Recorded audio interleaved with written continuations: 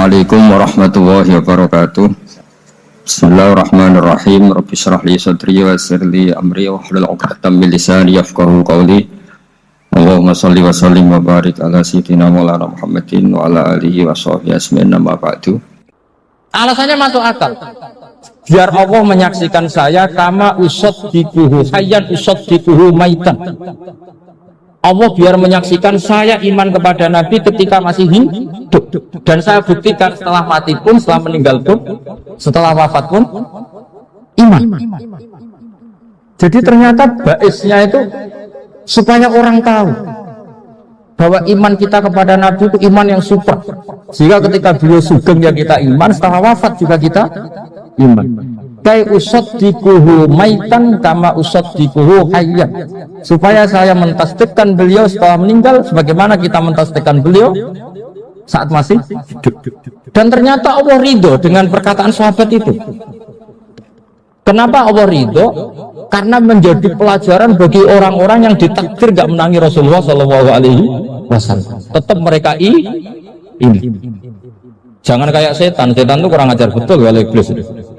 Masyhur itu, iblis itu nangis-nangis yang Nabi Musa. Iblis itu takutnya sama Allah itu luar biasa, sampean kalah. Iblis itu setiap ketemu malaikat karena dia ngerti alam gaib, mesti apa itu? Kama sali syaitani isqala lil insani kfur falamma kafara qala inni bari'um minka inni akhafu rabbal alamin. Jadi setan iblis itu paling sering bilang inni akhafu Rabbal alamin, karena iblis itu tahu surga, tahu neraka, tahu kekuasaannya Allah. Jadi takutnya sama Allah luar biasa. Makanya setiap dia mengajarkan kekafiran, setelah orang itu kafir gimana? Inni bari'um minka, inni akhafu rabbal alamin. Saking takutnya sama Allah, suatu saat iblis ini datangi Nabi Musa. Karena tahu Nabi Musa itu kalimullah, orang yang bisa komunikasi langsung dengan Allah. Ya Musa, ya kalim Allah, saya ini makhluk, saya takutnya sama Allah luar biasa. Tolong rayukan Allah supaya nerima tobat saya. Karena dirayu terus, lama-lama Nabi Musa bilang, oke, tak rayukan Allah. Sama Allah, karena Musa kekasihnya, ya Allah, iblisnya ingin tobat, tolong dikasih hak tobat. Kata Allah, oke, dia bisa tobat. Asal mau sujud di makamnya Nabi Adam. Karena kesalahannya dia gak mau sujud sama Nabi. Semenang Nabi Musa karena ada cara untuk iblis menjadi tobat. Dikasih tahu sama Nabi Musa, alhamdulillah kamu diterima tobatnya. Syaratnya apa? Sujud ke kuburannya Nabi Adam. Wah, iblis ya tau aslinya terus. Asjuduhu maitan wa qatla asjuduhu hayyan. Zaman urip ora gelem, mbok nek wis mati. Oh, dasar setan itu. Zaman urip ora gelem, wis mati kok kon sujud. Kumat maksudnya, terus ya sudah terus sampai sekarang akhirnya. Kalau sekarang tidak mungkin lagi karena nggak ada Nabi Musa. Jadi ijtihadnya sahabat melihat wafatnya Rasulullah itu beda-beda, dan ternyata semuanya diridhoni Allah. Karena ternyata yang suka Nabi wafat dulu adalah ingin supaya umat Islam tetap mencintai beliau, iman sama beliau, tasdik sama beliau, sebagaimana tasdik zaman. Makanya kita harus mencintai guru-guru kita. Uhibbuhu maitan kama uhibbuhu hayyan. Saya sampai sekarang itu ya merasa Mbah Mun itu tidak meninggal. Saya masih merasa kalau bapak saya tidak meninggal, karena kita mencintai beliau-beliau ketika hidup dan ketika wafat itu karena beliau-beliau sama kita juga seperti itu. Rasulullah itu ketika mendekati wafat, ya bahasa halusnya intaqala ila rafiqil a'la. Itu Nabi kalau ngedikan tuh rileks sekali. Hayati khairun lakum wa wafati khairun lakum. Cong aku nak urip ku ya apik, engko nak aku wis kapundhut ya apik. Fa amma hayati fali asunna lakum as-sunnah. Sebagian riwayat fa innakum tuhadditsuna anni wa uhadditsu ankum. Kalau saya masih hidup, saya bisa mengajarkan kamu sunnah, mengajarkan kamu tradisi-tradisi yang benar. Dan ketika aku mati, ketika aku sudah wafat, maka saya jejer Allah, kata Nabi. Saya berdampingan dengan Allah, maksudnya dekat Allah. Tentu bila Kevin walan bisa. Terus sudah fa'inna amalakum, amal-amal kamu diperlihatkan ke saya. Berhubung saya sudah dekat Allah, kalau amal kamu baik, saya muji Allah. Kalau amal kamu buruk, saya langsung mintakan ampun kepada Allah. Jadi Nabi rileks sekali. Artinya saya hidup bagus karena bisa ngajarkan kamu as-sunan wa syara'i'. Kalau saya wafat karena saya dekat Allah. Kalau kamu baik saya muji Allah, kalau kamu buruk saya mintakan ampun kepada. Guru-guru kita juga seperti itu. Justru setelah wafat beliau-beliau punya kesempatan dekat sama Allah, dekat sama al-malail a'la, sehingga mendoakan apa? Nah, terus kata Sayyid Muhammad, wala taqulu lima yuqtalu fi sabilillahi amwat. Kamu jangan pernah berkeyakinan atau berpendapat atau berkomentar kalau orang-orang yang mati fi sabilillah adalah berstatus apa? Mati, amwat. Kalah. Terus kata Sayyid Muhammad, hadza li amati syuhada. Ketentuan ini bagi umumnya syuhada. Artinya gini, umumnya syuhada saja tidak berstatus amwat, apalagi hadza Rasulullah sayyidus syuhada, sayyidul anbiya, sayyidul mursalin, tentu tidak pernah berstatus amwat. Ya saya ulang lagi ya, jadi zaman cara berpikir amatus syuhada, syuhada yang umum saja berstatus hidup, tidak boleh distatuskan amwat, apalagi Rasulullah itu sayyidus syuhada, sayyidul anbiya, maka status beliau pasti hayyun la yamut, pasti beliau itu hidup tidak. Dan karena beliau itu asfaq, sangat sayang kepada kita, sebagaimana zaman beliau hidup itu sayang kepada kita sampai nangis-nangis minta hak syafaat, maka setelah meninggalkan pun beliau pasti sayang kita dan pasti berusaha supaya kita diampuni oleh Allah Subhanahu wa ta'ala. Sehingga ada sahabat yang tadi berpendapat kalau saya nggak masalah Nabi wafat dulu, supaya Allah menyaksikan saya usaddiquhu maitan kama usaddiquhu hayya. Jadi ini cerita ya, cerita sudut-sudut pandang. Fikih itu penting sekali. Kata Sayyid Ali yang Shahibu Simtud Duror itu, wabihi qiwamus syariah, yang bisa mengawal syariat itu hanya fikih. Fikih itu ya kalau yang paling gampang untuk kita misalnya punya Fathul Qorib, Fathul Mu'in, Fathul yang. Tapi yang faham betul, mesti faham itu notok setengah hafal. Jangan bawa kitabnya tok, sementing sekian semester terus selesai. Itu sama-sama dosa, itu dosanya ya dosa, mahasiswanya juga dosa. Karena sudah terlanjur sarjana agama, ternyata nggak bisa, itu kan mendingan dasar sarjana agama. Itu saya tak cerita sama Kiai Roba, itu ada fatwa kiai, kiai juga wali. Suatu saat ada penyanyi dangdut top terkenal di Indonesia itu nyanyi dangdut ya penyanyi ya dai, entah itu hakikat entah majaz tidak tahu. Itu kiai itu fatwanya lucu, kalau kamu datangi dia pas main dangdut masih saya beri izin, tapi kalau datangi dia pas pengajian itu tak larang kan santrinya jadi eskal, ini pas pengajian dilarang, pas dangdutan kok malah dapat izin. Tapi bukan berarti halal ya, dapat izin. Dapat izin kan potensinya bisa karena dilarang lah ya tetap belerot. Terus suatu saat si santri ini setengah wali, tidak wali tapi setengah. Lama-lama itu memahami gurunya, ternyata sirinya begini. Kalau seorang penyanyi yang tidak pernah ngaji kemudian ngomong agama, itu potensinya itu fadallu wa adallu, sesat dan menyesatkan. Tapi kalau dia sedang nyanyi dangdut, penyanyinya cowok, sama jangan bayangkan dangdut putri, enggak, itu cowok sudah tua lagi. Jadi potensi halalnya ada lah maksudnya untuk, tapi tidak alat musiknya, orangnya. Tapi kalau dia nyanyi itu paling dosanya hanya nyanyi. Saya ulang lagi ya.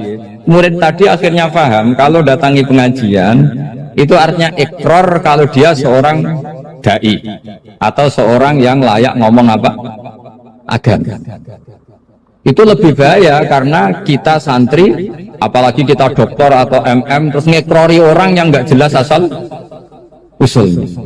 Tapi kalau nyanyi kan nyanyi saja, sehingga itu menjadi fikih. Bahaya terbesar dalam fikih adalah apa? Mengkaji fikih tidak dari ahlinya. Ya seorang lagi ya, mengkaji fikih tidak dari apa? Ahli.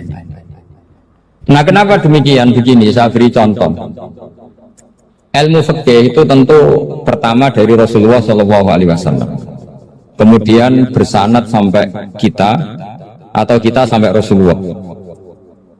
Itu mengalami sekian ijtihad yang tidak mudah. Saya beri sekian contoh. Dulu Imam Syafi'i itu sukanya sama guru yang miskin, ya, karena rata-rata santri juga miskin. Jadi mesti ngidolakan guru yang miskin, karena sesama miskinnya harus berkoalisi. Tapi akhirnya gurunya Imam Syafi'i itu miskin sekali. Namanya Muslim bin Khalid Az-Zanji itu miskin, Sufyan As-Sauri miskin, Sufyan bin Uyainah miskin. Setelah ngaji di Medina itu Imam Malik itu kaya. Pas itu Imam Malik sudah kaya. Setiap ketemu Imam Syafi'i dikasih uang. Sampai ketika Imam Malik itu bilang, kamu sudah alim, ilmu saya sudah habis, kamu ngaji sama yang lain. Sama siapa? Kata Imam Malik, orang yang sealim saya sudah meninggal, namanya Abu Hanifah. Tapi dia punya murid, namanya Muhammad bin Hasan Asy-Syaibani, kamu ke sana. Terus Imam Malik datang ke Baki. Dulu Baki itu pasar rental, ya Grab lah kira-kira sekarang. Untuk mengumumkan siapa kafilah yang mau ke Irak. Kita ya Imam Malik, dibayari sama Imam Malik, ini yang antar ke Irak, ke Muhammad bin Hasan Asy-Syaibani. Imam Malik mulai ngeper, guru saya yang miskin tidak pernah nyangoni, guru-guru saya yang kaya sering nyangoni. Mulai memasalahkan kiai miskin, kira-kira seperti itu, mulai masalah. Setelah datang ke Irak di Muhammad bin Hasan Asy-Syaibani itu si Muhammad bin Hasan Asy-Syaibani itu kalau ngitung uang itu di meja tamu. Jadi punya emas lantaan, punya uang. Kira-kira kalau Indonesia punya rupiah, punya dolar, dihitung itu di ruang tamu. Kata Imam Syafi'i, saya dengan Imam Malik saja enggak seret, ini lebih kedonyan lagi kiai. Ngitung uang itu di ruang tamu. Terus akhirnya si Muhammad bin Hasan Asy-Syaibani ini ahlul usul, dia pakar usul. Kamu heran sama saya? Iya, kiai kok kedonyan, dia ngomong gitu. Tapi kata Muhammad bin Hasan Asy-Syaibani, kalau kiai tidak boleh kaya, kita kayak orang fasik, gue demenan, gue mabuk. Oh jangan, nanti dipakai maksiat. Penjenengan mawon kersane digetoan, berarti kiai oleh sugih, mun angsal-angsal. Semenjak itu jadi satu fikih bagi Imam Syafi'i. Ternyata kalau mengharamkan kiai sugih berarti membolehkan yang fasik sugih. Kalau yang fasik sugih bisa dipakai i'anah alal maksiyah. Semenjak itu mindset pikiran Imam Syafi'i rubah. Saking rubahnya sampai beliau berpendapat orang bisa beli Alphard, kok beli carry itu haram. Bisa jadi bupati kayak Pak Roba, jadi RT haram. Semuanya gitu. Bisa keren kayak Gus Bak kok jadi orang pendengar haram. Pokoknya haram terus. Karena dalil beliau al-Islam ya'lu walalila alaih. Coba sampean ridho misalnya jadi orang Gresik dipimpin orang yang enggak sholat, ridho enggak? Enggak. Atau sholat tapi enggak bisa ngaji, ridho enggak? Ketika yang bisa ngaji berpotensi jadi buba, terus keterusan. Karena Imam Syafi'i keterusan, ya umatnya keterusan. Akhirnya orang-orang Syafi'i itu politikus rata-rata. Ya, makanya sama jangan kaget sama Barubah. Kakak saya wakil bupati dia. Putranya Mbah Mun ada yang wakil apa? Gubernur. Dulu Gus Wahid ya menteri agama. Itu asal usul dari perubahan fikih, mindset cara berpikir Imam Syafi'i. Jadi dulu itu fikih ditemukan itu jelimet, ada perdebatan. Itu tidak hanya pada level ulama, pada level Nabi pun ada perdebatan. Jadi jangan kira Nabi itu tidak debat, ya debat. Nabi itu asal seangkatan itu mesti debat, termasuk debat dengan malaikat. Jadi kalau perlu ya debat sama Allah. Karena malaikat itu kan lugu-lugu itu gak bisa mikir. Karena kalau malaikat bisa mikir bisa jadi rektor. Nanti kasihan Pak Salam ini. Malaikat gak boleh jadi rektor. Malaikat Israel itu gak tahu etika. Jadi beliau ketika mau membunuh, mencabut nyawanya Ibrahim datang, ya Ibrahim saya ini disuruh nyabut nyawa kamu. Kata Ibrahim, wah kamu itu pasti salah. Kamu tahu saya siapa? Saya ini Khalilur Rahman, kekasih Allah. Masa kekasih membunuh yang dikasih? Ini enggak benar, logika itu enggak benar. Pasti kamu salah. Karena Israel itu tidak bisa debat. Ketika ditanya, hal ra'aita khalilan yumitu khalilah, masa kekasih membunuh yang dikasih? Saya ini Khalilur Rahman. Masa Allah mencintai saya kemudian membunuh saya? Itu logika agak benar. Enggak keliru, kamu itu keliru. Israel akhirnya terbang lagi. Ya Allah, katanya logika saya ini salah. Karena masa kekasih membunuh yang dikasih. Karena Israel nggak pernah sekolah, nggak pernah sekolah. Nggak bisa dia jawab. Akhirnya diajarin Allah. Dah kamu bilang gini ke Ibrahim. Hal ra'aita khalilan yakrahu ayyalqa khalila. Masa kekasih tidak siap ketemu yang dikasih. Dibalik logikanya. Akhirnya datang lagi ke Israel, kata Allah begini, masa jenengan kekasihnya tidak siap ketemu yang kau kasih. Oh ya ya oke, mati gak apa-apa. Jadi ilmu itu ngalamin perdebatan. Jadi saya datang murni karena Kiai Mas Bufin, bukan karena MC. Itu dosa besar kalau saya datang karena MC. Karena saya punya kewajiban yang lebih besar. Jadi yang bisa mengalahkan adalah a'zoma minku, yang super besar gitu. Karena jelas ada riwayat inna min abaril birri silatar rajuli ahla wuddi abi.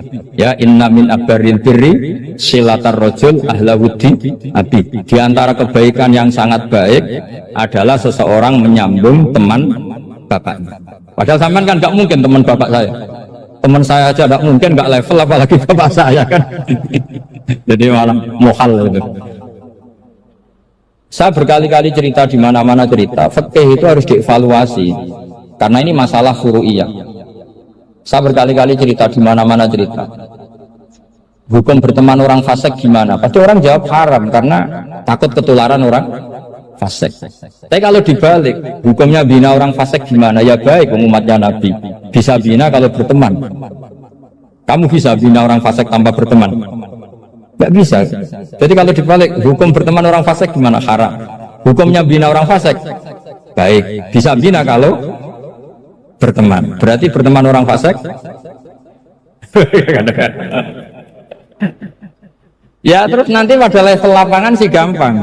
Kalau yang soleh membina yang fasik dan yang fasik ketularan yang soleh, maka ternyata kalau yang soleh ketularan fasik, ya berarti ternyata buruk. Tapi kan hukum masa nunggu kenyataan, kan jadi ya hukum. Di mana-mana hukum itu kan ada asumsi, karena ini masalah ijtihad. Nah itu yang dilakukan para ulama kita. Jadi sampean harus mengkaji fikih secara detail, karena tidak hanya kita yang khilaf. Nabi-nabi juga khilaf dalam menentukan dakwah ilallah. Wali-wali kita kayak Abdul Hasan Asyadzili sama Sayyid Abdul Al-Haddad itu juga. Imam Ghazali ya khilaf. Imam Suyuti itu kalau ketemu Al-Qastolani itu saling nggak nanya, saking nggak cocoknya, masyhur itu. Jadi ulama nggak cocok. Bedanya nak saiki berkorong partai.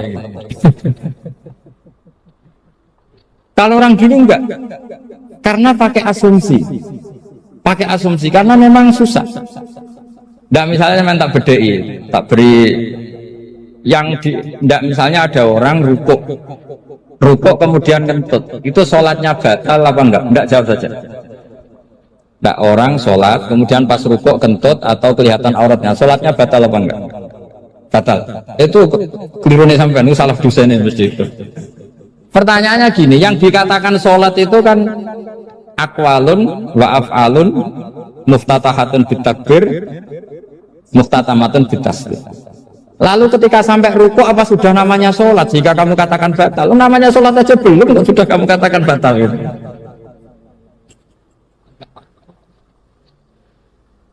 Iya kan? Jadi kalau aku mau sholat pas rukuk ngetut batal atau ora? Mestinya jawaban yang benar, ya ora sholat jadinya gitu.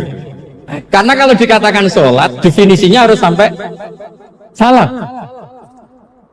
Tapi kan kita nggak mungkin ngomong seperti itu, kan dianggap majnun. Padahal itu yang benar, yang punya kecerdasan. Nah makanya pertanyaannya, fikih itu ngikuti bahasa awam apa bahasa istilah? Kalau ngikuti bahasa awam ya kayak tadi, sholat kok pas rukuk kentut maka batal. Ini yang batal itu sholatnya apa rukuknya?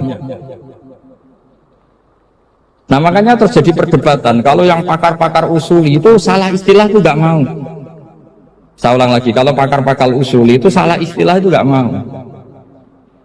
Terus misalnya tak beri contoh lagi, kalau imam itu sudah salam pertama itu yang rukun kan salam pertama, berarti setelah salam pertama imam sudah keluar dari sholat apa belum? Yakin? Ada. Sekarang sama tak bedek. Lalu makmum itu kesunatan langsung berdiri apa nunggu imam salam kedua? Enggak, jawab saja. Nunggu salam kedua kan? Ya, itu kriminalnya sampai Anda nafsu gitu itu. Kriminalnya begini. Berarti Anda bergantung sama orang yang sudah tidak sholat. Kata kamu setelah salam pertama dia sudah tidak sholat. Berarti kamu menginstruksikan makmum berhubungan dengan orang yang sudah tidak sholat. Karena sudah keluar dari sholat ketika salam pertama. Kalau kamu di debat gitu gimana jawabnya? Pusing kan? Berarti Rabtul makmum bisolatiman sing wis laisa fi sholatin. Berarti menggantungkan sholat sama orang yang sebetulnya sudah tidak sholat. Ada yang jawab, sebagian ulama fikih tetap disunatkan menunggu salam kedua. Karena salam kedua itu masih paket meskipun tidak rukun. Juga paketnya selesai. Tapi selalu pertanyaannya gini, lalu setelah salam pertama itu imam masih sholat enggak? Sudah sampai orang dijawab tuh. Nah ini pentingnya bodoh gak mikir sebenarnya. Jadi makanya bodoh itu barokah karena gak mikir. Jadi soalnya Rabbana ma khalaqta hadza batila. Sing bodoh ya barokah, sing pinter ya barokah. Sira barokah maksiat. Serana barokah plus. Jadi ilmu itu harus mengalami satu gesekan karena logika itu bisa dibalik. Nah karena ilmu itu mengalami satu gesekan, satu logika yang bisa kayak iya kayak enggak. Sehingga jargon di dunia ijtihad itu begini. Ra'yuna shawabun yahtamilul khata' wa ra'yuka khata'un yahtamilus shawab. Pendapat saya benar tapi mungkin salah.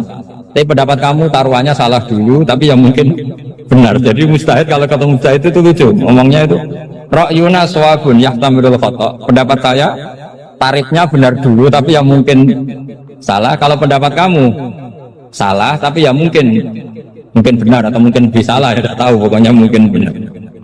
Nah kenapa demikian? Begini, di luar masalah tauhid, saya ulang lagi, di luar masalah tauhid itu tentu ada masalah-masalah yang sifatnya ijtihadiyah. Ya saya ulang lagi, yang sifatnya apa? Ijtihadiyah. Dan ijtihadiyah ini nggak pernah selesai karena muqtadul hal, konteks kesejarahan maupun konteks kesempatan itu tidak sama. Dulu kiai-kiai itu ngaramkan dasi, ngaramkan celana karena yang celananan yang dasinan itu penjajah. Jika mantasabba biqaumin fahuwa min. Tapi lama-lama kiai-kiai itu ya pakai dasi, pakai celana. Ya karena dianggap sudah tidak mantasabba biqaumin fahuwa min. Ini mengalami pergeseran. Semua ijtihad itu mengalami pergeseran. Lalu pertanyaannya begini, lalu ijtihad apa Gus yang permanen? Yang permanen ya ijtihad dengan alatul istalat apa? Ijtihad. Saya beri contoh misalnya begini. Nabi Musa itu yang mengalami ijtihad. Kata beliau karena kangen Allah, itu ingin melihat Allah karena kangen. Rabbi arini anzur ilai. Qala lan tarani walakin anzur ilal jabal. Ya sudah, namanya orang kangen ya ingin melihat. Ya sudah gitu aja. Sehingga ahli ilmu kalam itu berdebat. Kalau kata ahli sunnah, karena Nabi Musa minta ingin melihat Allah, berarti melihat Allah itu jaiz, mungkin. Karena Nabi gak boleh bodoh meminta sesuatu yang mau hal. Maka antipatinya ahli sunnah terhadap pendapat Mu'tazilah itu antipati. Karena menurut pendapat Mu'tazilah Allah itu qadim, Allah itu laisa kamitslihi syai'un, sehingga gak bisa dilihat. Pertanyaannya adalah berarti Nabi Musa meminta sesuatu yang mau hal, itu bodoh sekali sampai nggak tahu mana mau hal mana apa jaiz. Makanya kata Imam Ghazali, masa Nabi Musa yang Nabi nggak tahu kalau melihat Allah itu mau hal, sampai minta berarti nganggap itu jaiz atau boleh. Itu cara pandang orang-orang ahli sunnah apa wal jamaah. Tapi tetap saja sebagian ulama itu ya balelo, yang kayak Mu'tazilah itu ya balelo. Cara berpikir pokoknya itu karena kangen, bukan karena mungkin atau tidak mungkin. Jadi nggak mungkinnya tetap tidak mungkin. Terus mereka dalil la tudrikul absar wa huwa yudrikul absar. Nah sudut pandang ini akan terus. Ada seorang wali ditanya, kalau kamu di surga ingin melihat Allah apa enggak? Jawabnya enggak. Kenapa? Kasihan Allah. Terus kenapa? Unazzihu dzalikal jamala an-nadhari misli. Saya tidak ridho Allah yang hebat, yang keren, kemudian sing delok terima aku wong resik. Koyo gak ngergani pangeran. Sebenarnya sing delok Allah ben golongane Nabi Muhammad, Nabi Ibrahim, kowe ora usah ngilangi keren. Maksudnya itu. Jadi ada ulama itu jadi wali kalau sholat itu karena di soft belakang. Tapi jangan ditiru. Itu kan nggak lazim ya. Lazimnya kan afdhalus sufuf as-saful awal. Ketika ditanya, kenapa kamu kalau sholat di belakang? Cek GR koyok wani suwan pangeran gak ngarep. Aku sungkan. Kalau sampean kan karena males, bukan karena sungkan. Jadi itu artinya rasa ya. Makanya nggak bisa, nggak ada istihad itu nggak mungkin karena perasaannya orang itu beda-beda. Itu Sayyid Abdul Al-Haddad itu kalau ngendikan masyhur, man da'a li dzalimin bil baqa faqad ahabba yusawa fi ardi. Orang yang mendoakan orang fasik masih hidup, gak mati-mati, itu berarti suka kalau Allah dimaksiati di buminya. Wong fasik kelakuannya rak maksiat, nak ndongakno mari, itu berarti kamu ingin Allah didurakani terus menerus karena si fasik masih hidup. Tapi kalau Abdul Hasan As-Sadili cara ngendikan gini, kalimatnya persis. Man ahabba alla yusawahu fi ardi faqad ahabba alla tadhhara maghfiratuh. Orang yang ingin dunia ini steril gak ada maksiat, maka sama saja berkeinginan tidak melihat luasnya maghfirahnya Allah. Sama-sama wali besar, tapi cara pandang hubungannya dengan Allah seperti itu. Jadi mau tidak mau istihad itu mau tidak mau. Makanya tidak usah dipertentangkan misalnya cara berpakaian, cara apa, yang penting sesuai aturan Islam ya sudah. Karena ini urusan rasa. Urusan apa? Rasa. Itu Syekh Hasan Basri itu sering jagongan sama Rabi'ah Adawiyah. Itu secara fikih salah. Tapi pas itu ulama fikih ditanya, kenapa Anda tidak komentar terhadap dua wali besar yang sering ketemu? Andai kan semua santri seperti itu akan saya halalkan, karena nggak mungkin punya nafsu. Sehingga fikih dulu memang masih asli. Kamu lihat di takrib misalnya, lelaki melihat perempuan itu nggak boleh kecuali sekian alasan. Termasuk boleh itu li taklim karena mengajar, atau lil muamalah. Nah, ini yang mulai masalah. Ada warung kopi, penjaganya cantik, santri-santri ngopi. Ini lil muamalah, kan kasus ini. Mau disalahkan pada takbirnya, mau dibenarkan ini jelas fasik kan, jelas fasik. Matanya sudah fasik sebelum itu ditambah itu, jadi fasiknya permanen. Nah pertanyaannya adalah, kalau kamu ngajar mbak-mbak, kemudian hafal yang cantik yang enggak, itu taklim lin nazar apa nazar li taklim? Itu taklim apa modus? Makanya kalau ngopi cari bakul yang cantik, itu muamalah untuk nazar apa nazar untuk muamalah? Loh, kalau saya ngopi dengan kirobah pasti halal. Karena begini, berjalan saja, bareng capek, nggak tahu itu warungnya siapa, terus berhenti ngopi. Kebetulan bakulnya cantik. Nah itu mungkin halal, karena kan saya nggak milih-milih. Ingin ngopi kebetulan bakulnya cantik. Kalau kamu kan nggak hafal daftarnya. Wah itu mesti haram gitu, mesti haram gitu. Karena berarti kan kamu menjadikan ngopi ini modus. Gue jagani nak takok pangeran, gue kok nazar muamalah gusti muamalah. Itu mesti modus. Maka fikih itu harus dikawal oleh tasawuf. Kalau enggak, semua hukum fikih bisa diakalin. Makanya Imam Bukhari punya satu bab namanya Kitabul Khiyab, bab mengkhilaf fikih. Beliau itu antinya sama Abu Hanifah itu luar biasa. Nggak ada ulama dibenci Imam Bukhari kayak Abu Hanifah. Masyhur itu. Untungnya beliau nggak menangi Abu Hanifah.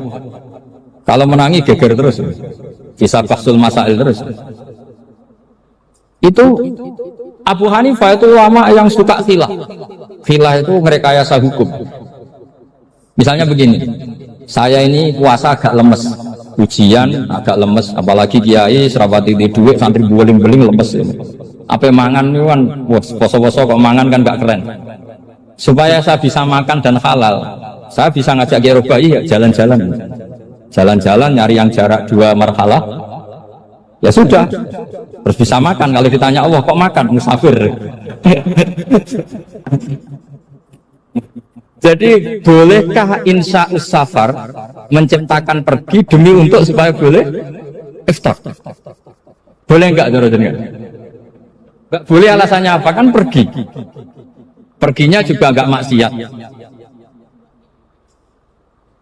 Itu khilaf.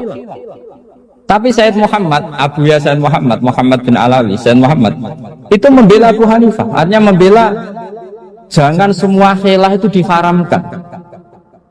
Karena itu cara, saya ulang lagi, karena itu cara untuk mengawal bahwa hukum Allah itu luas. Karena kalau nggak ada khilaf itu ya kita kesulitan. Kita kesulitan. Misalnya begini, ini penjelasannya, makanya kita harus sering mendengar. Saya itu dulu masih sangat fikih itu protes, kenapa ada puluhan polisi wanita? Itu kan pekerjaan cowok ya, pekerjaan pria.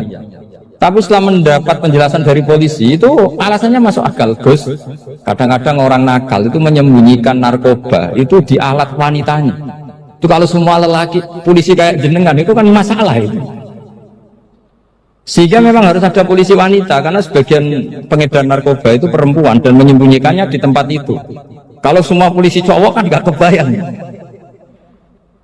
Sehingga kita akhirnya mendengar membolehkan polisi itu wanita. Ada wilayah yang harus wanita. Begitu juga ada pertanyaan, kenapa sih dokter kandungan itu cowok? Saya punya banyak santri yang musibin saya itu dokter kandungan. Tak tanya, kamu itu kok cowok kok jadi dokter kandungan? Kan pekerjaannya seperti itu. Dia jawabnya lucu. Dari 10 yang tes jadi dokter kandungan, itu yang cewek itu lulus 2, yang cowok lulus semua. Karena ketika cewek dites melihat ketuban pecah darah itu langsung pingsan. Sehingga yang secara psikologi dablek itu kan memang lelaki. Jadi rawongnya sewakit santai. Kadang nggak lahir-lahir dinteni nang jopo rokokan santai. Itu kalau cewek yang jadi dokter kandungan itu nunggu jam 11, jam 4 sudah pingsan. Nah ini cerita, bukan berarti saya menghalalkan, enggak. Kita harus mendengar, saya ulang lagi, kita harus apa? Dan itu setelah mendengar, itu nanti jadi disiplin ilmu, yaitu namanya fikih. Karena ilmu fikih itu sebetulnya gampang. Sampai kalau ngaji i'anah, itu kelihatan fikih itu gampang, karena ada logika yang terbangun. Misalnya begini, orang kalau tawaf itu disuruh agak jauh dari Ka'bah. Jangan sampai nginjak sadarwan, karena sadarwan itu pondasi itu ikut Ka'bah. Kenapa begitu? Ya jenenge ramu teri Ka'bah, ide Ka'bah. Jadi sebenarnya sederhana logikanya. Sing jenenge muter itu di luar itu kita muter. Nah kalau nginjak pondasinya namanya gak muteri Ka'bah tapi ida Ka'bah. Ya jadi sederhana sebetulnya ya masuk akal. Jadi fikih itu tidak ada yang iskal, sebetulnya masuk akal. Tapi karena kita nekuni itu tidak serius, maka terus jadi paradok. Saya beri contoh lagi, ini sebagai penghormatan saya sama Kiai Mas Mudin, karena ini sudah namanya fakih. Kalau ada ayam jago ditabrak truk, terus kejet-kejet, adekan dibiarkan pun mesti mati, karena gerakannya sudah harokatul masbuh. Terus kamu sembelih, itu halal apa enggak? Enggak jawab, ayam jago. Kalau kamu katakan halal, dia sudah tidak punya hayatun mustaqirah, kehidupan yang permanen. Andai kan kamu biarkan pun 1 menit lagi meninggal. Kejet-kejet kan prosedur saja. Maksudnya pantasnya mati ya, kejet-kejet sih. Tapi sebetulnya sudah pasti mati. Maka ini ada 2 ulama. Kalau kata Imam Malik, tetap namanya halal. Karena ruhnya masih di situ. Sehingga ketika kita nyembelih, ya nyembelih hewan yang hidup. Yang namanya nyembelih itu pokoknya mematikan yang punya roh. Sementara saat itu rohnya masih di situ, meskipun 1 menit lagi pasti. Tapi kalau mazhab Syafi'i enggak, ini sudah harokatul masbuh, tidak punya hayatun mustaqir. Sehingga dalam perdebatan ulama fikih itu lucu, kadang ya gampang mangkal nol. Misalnya begini. kalau ada anak lahir tidak ada amaratul hayat, nggak nangis, nggak bernafas, sunat disolati apa enggak? Siktun itu, siktun sing layas tahilu walayas, langsung lahir langsung mati, nggak ada amaratul hayat.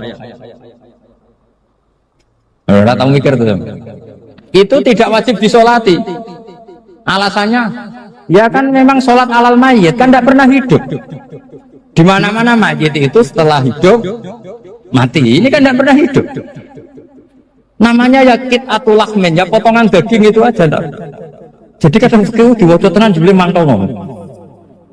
Terus ketika di kitab Minhajul Thalibin itu, kalau kamu keluar mani itu wajib mandi enggak? Wajib kan? Kalau keluar mani inzal itu kan wajib mandi. Nah kenapa nifas atau wiladah keluar bayi? Kenapa ibu-ibu kalau keluar bayi wajib mandi? Alasannya lucu. Li'annal walad maniyun munakidun. Ini kan wis mani cuma mengkristal. Jadi kadang pakai mangkuk. Apa ya? Sembrono itu. Masuk wajib mandi wiladah itu karena apa? Li'annal walad maniyun munakidun. Ini kok mani sing wis mengkristal. Mani sing wis jelalatan lah, lahir nangis macam-macam. Jadi ternyata karena kenapa fikih butuh alasan nyari hadis tentang keluar anak mandi itu enggak ada yang sorry, yang ada adalah tentang inzal. Innamal ma' minal, akhirnya dicari-cari ternyata walat itu maniyun munakid. Nah ini problem fikih. Sampean harus siap dengan pelajaran seperti ini, meskipun sampean mungkin wong priayi, tapi ini ilmu. Ya, saya ulang lagi, ini ilmu. Sehingga ulama itu mau tidak mau harus mau mendengar.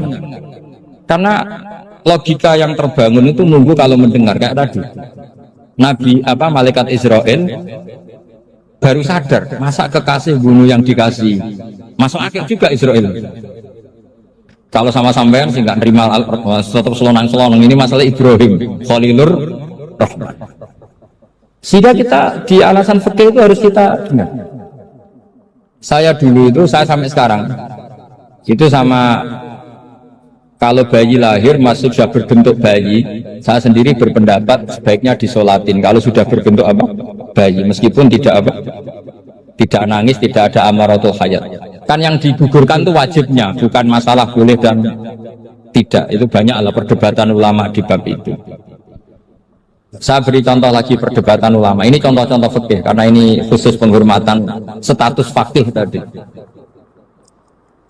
Itu kalau ada orang mati janazah itu.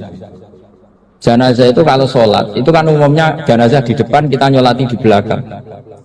Itu yang mengatakan begitu ya tidak punya alasan, ya taunya mulai dulu begitu, di mana-mana nyolati jenazah, jenazahnya di depan. Tapi di kitab Makhali jelas diterangkan, kata kaul sani tidak wajib. Alasannya ya lucu, fa indal janazah laisat bi imamin. Jenazah itu tidak imam, kenapa harus di depan? Kan kacau kan? Coba alasannya di depan apa? Dia ada imam kok. Nah barokahnya fikih itu, sehingga kita melihat di Arab Saudi sekarang itu jenazah kan di belakang, tapi kita tetap nyolati apa? Mayit. Kalau di Arab Saudi musim haji itu jenazahnya di kamar mayit, tapi kita nyolati. Itu satu-satunya takbir ya tadi, fa innal janazah laisat bimanzilatil imam.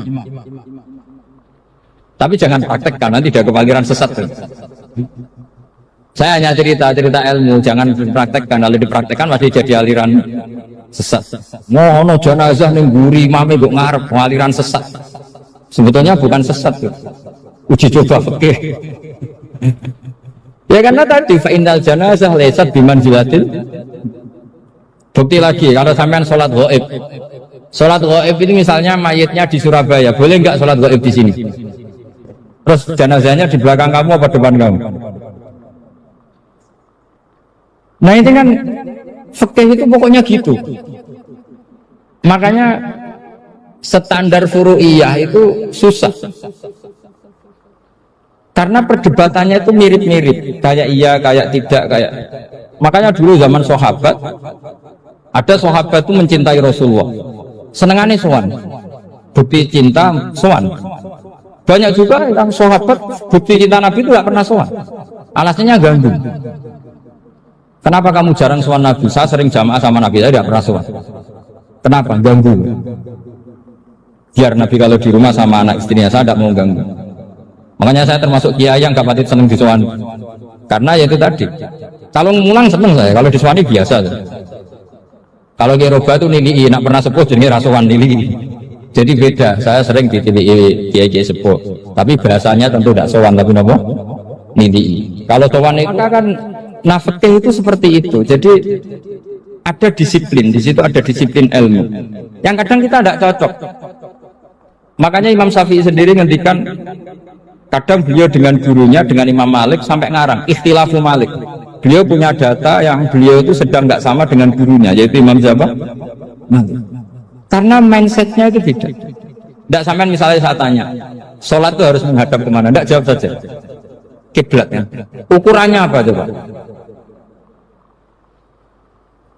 Namanya madhep. Wajah apa dada? Imam Syafi'i milihnya dada. Sekarang praktekkan dalam dialog keseharian. Saya jagungan sama Ki Eropa seperti ini, terus wajah saya begini, madhep enggak? Nah itu masalah. Terus pertanyaannya, madhep dengan dada itu fi sholat apa fil qiyam?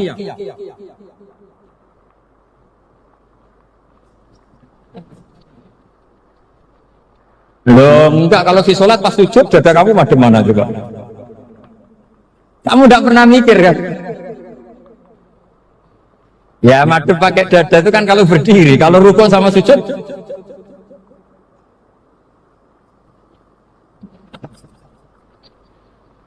Loh itu ulama itu jelimet gitu. Makanya jarang yang menekuni profesi ulama itu. Karena menekuni proposal banyak, karena memang susah. Jadi ulama itu orang yang cara berpikir sudah aneh. Sehingga mereka detail. Maksudnya menghadap itu apa? Ukurannya kalau berdiri ya dada, tapi nggak bisa kamu katakan atawajjuh bisodri, aturan dalam sholat, fikuli sholat.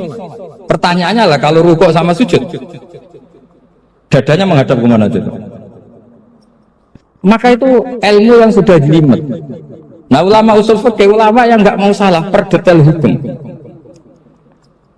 Sehingga menurut Imam Rafi'i, misalnya kalau beliau ditanya sujud itu gimana ya, asal wat'u jabhah ya sujud. Tapi kalau menurut Imam Nawawi harus melibatkan 7 apa? Anggota, yaitu al-jabhah, wal yaden, wal rukbaten, wal qadamain. Oke, Imam Nawawi kita ikuti. Tentu keseharian kita pakai Imam Nawawi, yaitu berdasar hadis umirtu an asjuda ala sab'ati a'zumin al-jabhah, wal yaden, wal rukbaten, wal qadamain. Berarti berapa? 7. Tapi pernah saya cek di kitab karangannya Imam Syafi'i, ketika beliau ngendikan saya suka kalau orang sujud itu melibatkan 7 anggota berdasar hadis ini. Tapi kata beliau wayak tami itu dan bisa saja sujud yang wat'ul jabhah itu sudah cukup. Kata Imam Syafi'i, limada, karena Nabi ketika sujud itu hanya ngendikan begini, sajadalaka wajhi wa sam'i wa basori. Gak ada di hadis wayadi wa rubati wa qadami. Ya sudah, akhirnya nah itu sudut pandang. Terus gugatan kedua begini, ada orang muslim yang sujud sama berhala. Untuk menjadi murtad itu harus 7 anggota apa cukup 4 jabhah alal ardi? Untuk sah menjadi murtad itu, untuk sah menjadi murtad cukup 4 jabhah alal ardi harus 7 anggota. Untuk keabsahan murtadnya ini tidak jawab.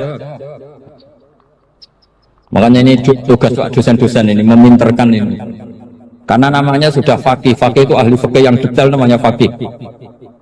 Kali ini mutafaqih. Jadi bukan tafakuha tapi tafakuha, kayak tamarodon.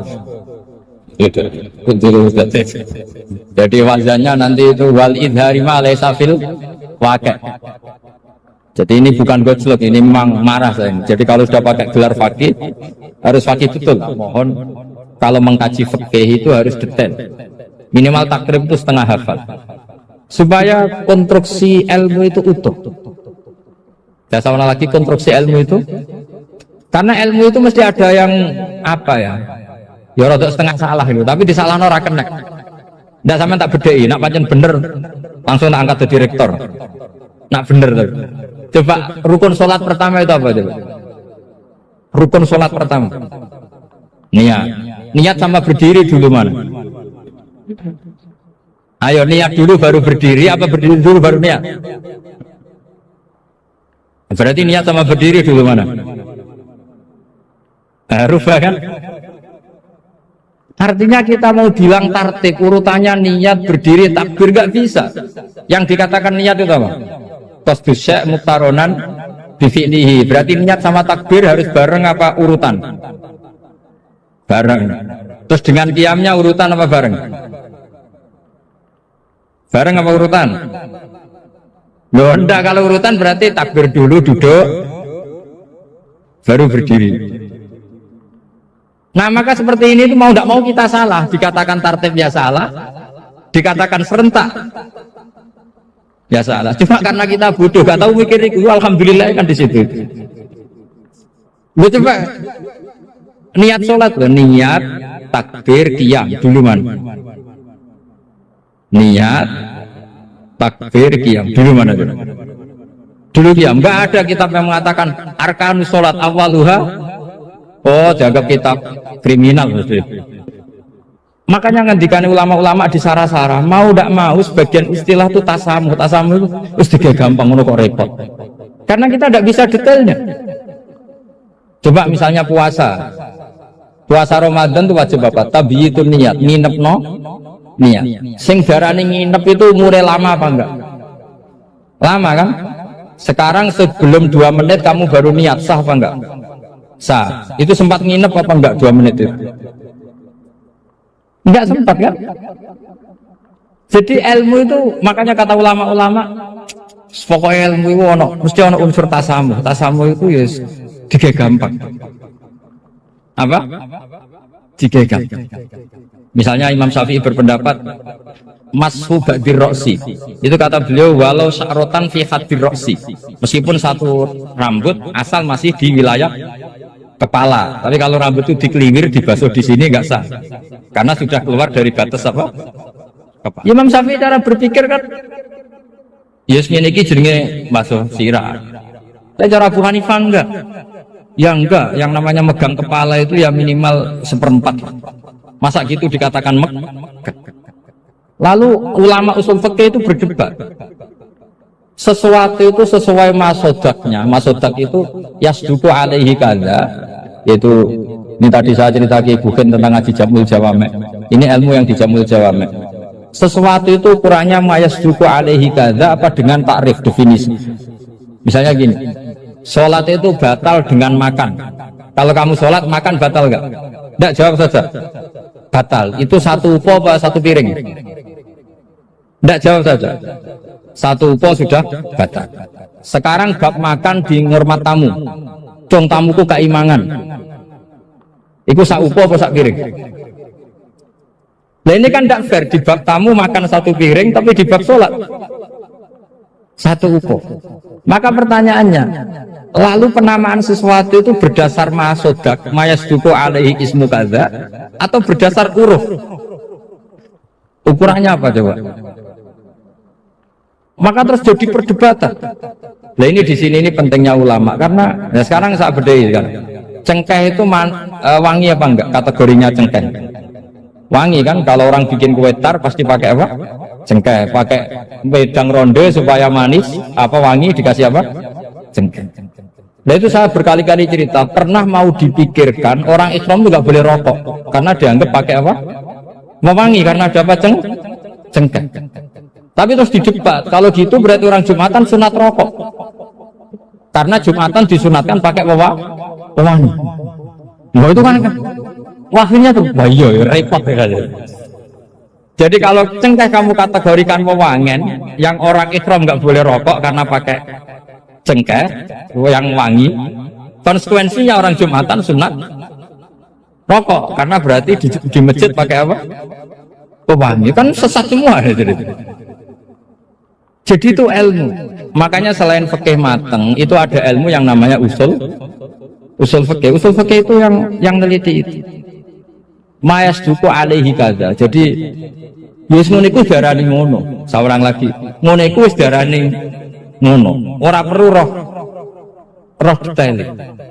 Ya, saya ulang lagi. Wis ora perlu roh detail. Makanya Abu Hanifah itu misalnya basuh wajah. Iso berketeluk ngene iki basuh wajah. Nek Imam Syafi'i kan detail. Mimpi ini mana bitis sya'ri sampai ila somahe udunehi ila zakon.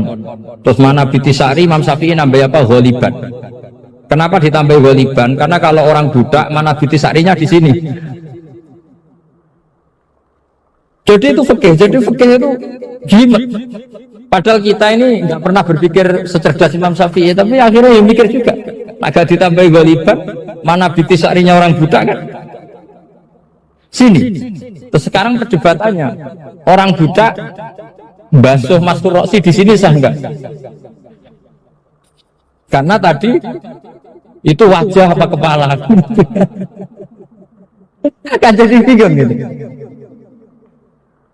Ya makanya ini mukadimah saya supaya sampean lebih disiplin belajar fikih dan setidaknya didiskusikan lah kitab-kitab Minhajul Thalibin atau kitab-kitab Mahali, karena di situ nanti ada perdebatan. Terus seperti keyakinan ahli sunnah wal jamaah, semua istilah salah pada Nabi atau dosa yang diterapkan istilah itu pada sinten Nabi itu disebut mimbabi hasanatil abrar sayyatul muqarrabin, satu kesalahan yang tidak punya akibat apapun. Satu kesalahan sing tidak punya akibat apapun, sing mestine itu cara kita ini tidak salah. Berhubung Nabi sidik itu dianggap salah. Itu jadi mimbabi hasanatil abrar sayyatul muqarrabin. Sesuatu yang andikan dengan ukuran abrar itu kelas di bawah muqarrabin itu disebut hasanah. Tapi kalau dibanding muqarrabin itu disebut sayyi'ah. Tidak ngeten. Contoh paling gampang ya, ulama di sini nyontokno masuk akal. Kangkang tak kon milah duit 1 miliar ambek 100 juta. Terus kangkangmu milah 100 juta. Iku yo goblok tapi ora nemen. Ya salah sithik no. Nah, tapi nak dikongkon milah duit 1 miliar. Nyun sewu terus sampai pasir, sampai telo kok milah telo iku goblok nemen no. Nah istihad itu kayak gitu. Istihad itu suatu yang dua pilihan yang sama-sama masih masuk akal. Ayo jadi sama-sama masuk akal itu mimbabi hasanatil abrar sayyatul muqarrabin. Tapi nak liyane gak masuk akal itu wis pancen salah tenan kok. Salah tenan. Hasil Nabi ku ya ditakdir salah, tapi salah itu mimbabi hasanatil abrar sayyatul muqarrabin. Jadi kamane ana wong duwe sandal merek tapi milih nganggo jepit, wong ya salah tapi nyatane cek sandalan. Yes, pokoknya afdal lebih fadil, mesti afal. Pokoknya tidak sampai fatal, apa? Tidak sampai. Tapi ukuran Nabi harus ditegur pangeran, apa? Harus ditegur pangeran. Litarhuba supaya seneng sapa ummatu ka umat sira. Nambah waca mutadi ya liturhuba supaya ngekeki semangat sira ta nyenengno sira umat ka umat sira mbok senengno fil jihad ing dalam gelem jihad. Jadi kita semua pasti tidak ekstremis, seolah lagi kita semua pasti tidak ekstremis. Tapi ada momentum yang jihad itu penting. Sekamane kok saiki fatwa sopan itu untuk momentum, untuk momentum. Tapi zaman Belanda, terus kowe nyarano wong kon sopan ambek Belanda itu kebodohan, no? Masa koyo rin cerita Belanda wis penjajah diundang Ndoro, no? Diundang napa? Ndoro. Ono kebodohan, no? Tentu momentum saat itu yang baik nopo jihad nopo ngusir Belanda dari nopo Indonesia. Apalagi zaman Nabi ngadepi Abu Jahal, Abu Lahab. Terus misalnya Nabi nanamno akhlak karimah sama Abu Jahal, kan ora kebayang. Terus kangkang kon mijeti sinten Abu Jahal. Oh ya kebayang kan. Terus kangkang gekno kopi apa? Abu Jahal. Monggo bareng Abu Jahal metingkrang terus ngongkon. Kok nerokok?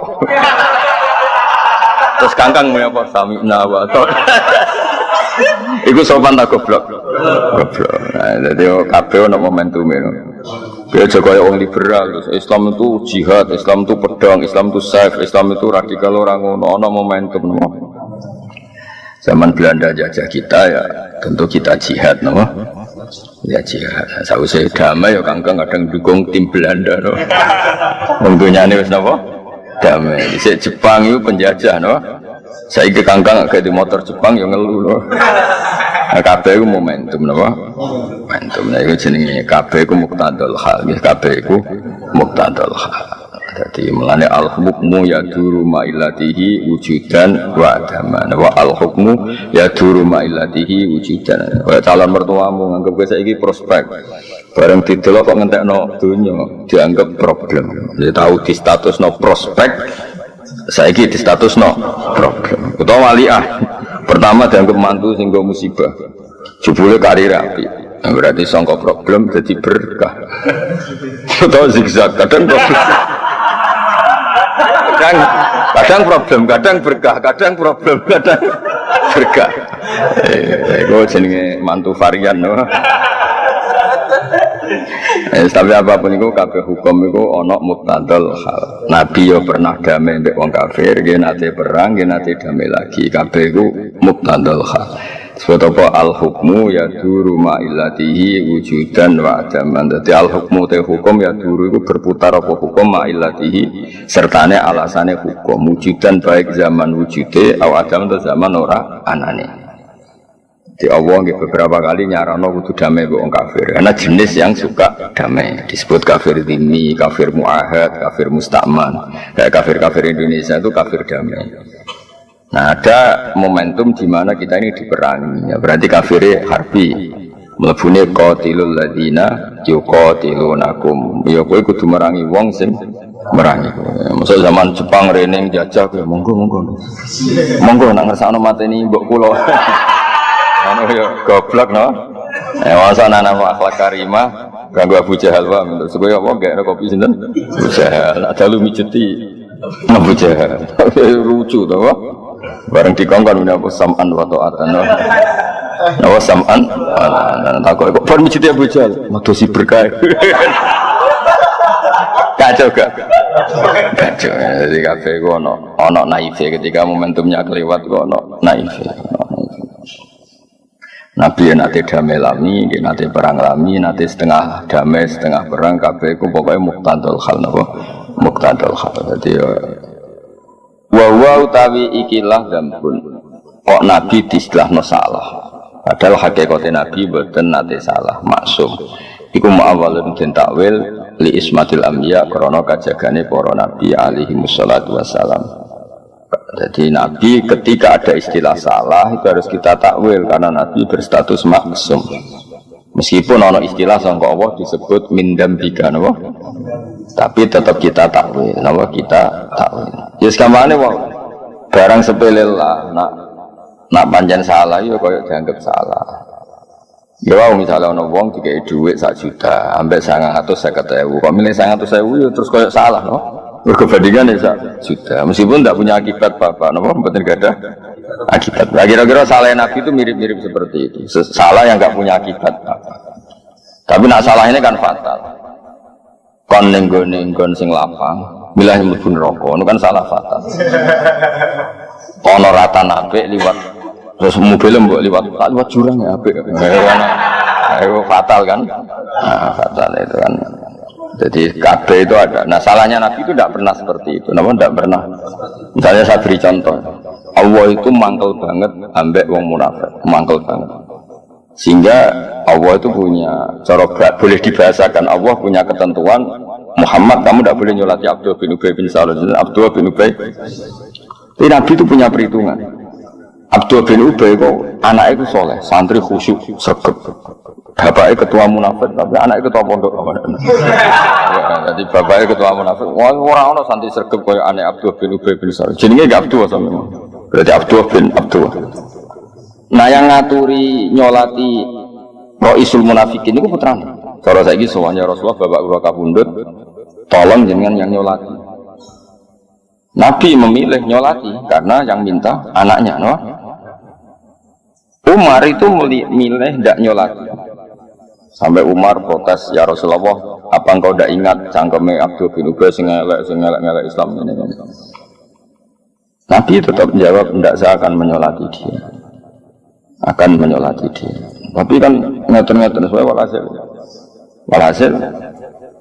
terakhir pas Nabi sudah di depan jenazahnya Abdullah bin Ubay, Allah ngendikan wala tusolli ala ahadim minhum mata abada. Kamu Muhammad jangan pernah nyolati orang-orang munafik. Nah seperti itu sampai sekarang ulama itu anut pendapatnya Kanjeng Nabi.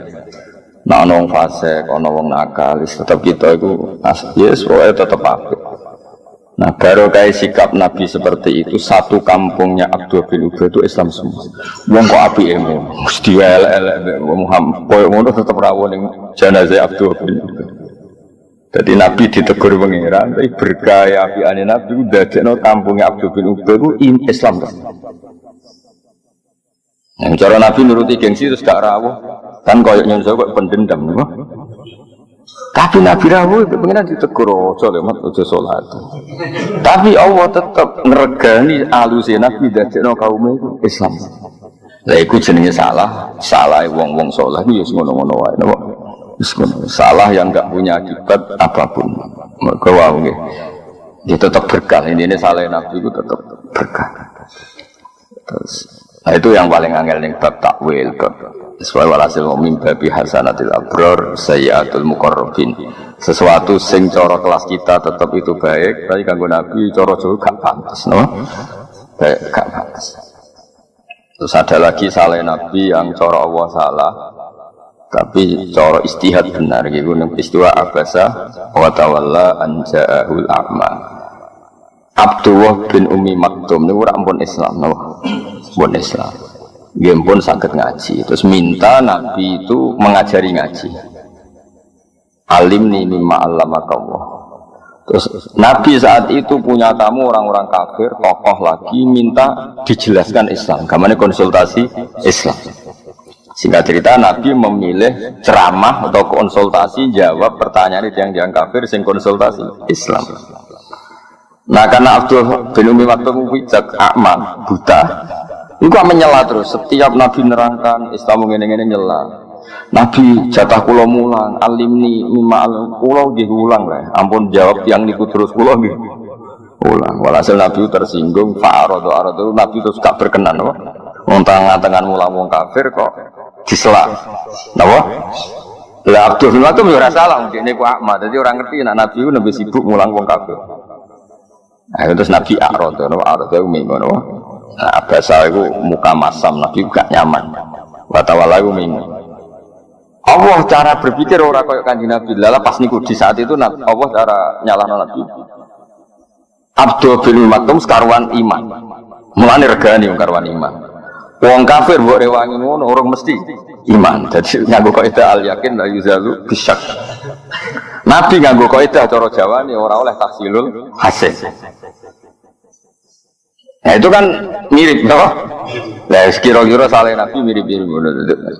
Jadi kan banyak kan kiai, nak ditamoni pejabat, tamoni wong nasional, oleh hormat tenanan. Nah tamoni santri biasa. Mereka senengi wong nasional ning kiai, itu pas-pasan. Berarti butuh nopo servis. Senengi santri ning kiai itu tenanan. Mulane ora perlu servis. Dan itu nyatanya itu yang dilakukan ulama ila yaumil kiamah. Masyhur kan Nabi nak wong sing lagi Islam kan juga ibu banyak no. Sampai sahabat protes kita iman lebih lama tapi engkau tidak ngasih apa banyak. Terus jawab Nabi wong-wong sing Islami pas-pasan ata'allafuhum alal Islam. Paham ya? Itu masalah istihad no? Masalah istihad dia mirip. Cara bapak dia nak kuyan. Istihad contoh paling gampang ini Pak. Wong seneng adzan suara aku. Tapi aku seneng suara elek. Kok ben kaget do tangi kabeh. Itu kan mirip yo mirip. Ono kan suarane wapi, terus adzan. Kan sing ahli pakar perturuan itu kan koyo diuru-uru no. Sono kang suarane persak ngingatkan kematian. Dan kemiskinan. Terus adzane iku koyo nada ono gempa.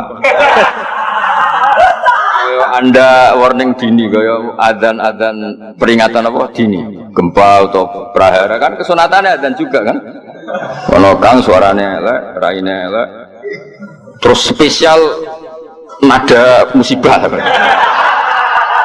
Oh itu kan sing krungu langsung tangi ka'annal kiamat qomat napa ka'annal kiamat qomat tangi subuh. Apik di adzan wae lek ndadekno tangi subuh, ambek adzan apik koyo wuru-wuru wong turu. Ya misalnya ono pertanyaan ngono apik.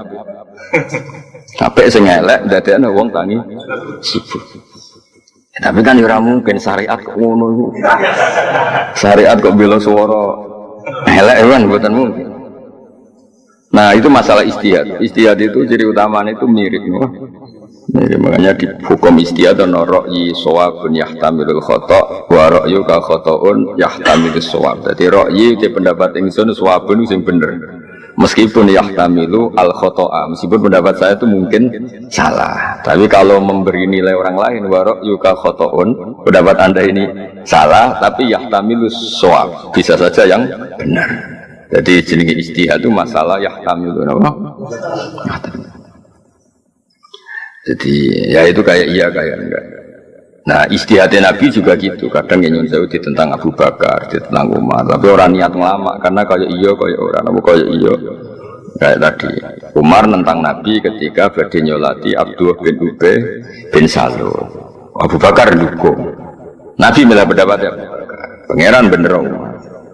Tapi tetap secara istihad sing dilampahi Nabi ku sing dibenerno secara istihad ila yaumil kiamah. Pangeran yo maklumi ya serapi piye pangeran yo senenge ana nabi ini istihad ya seneng. Katalah cerita-cerita mirip-mirip seperti itu tuh banyak.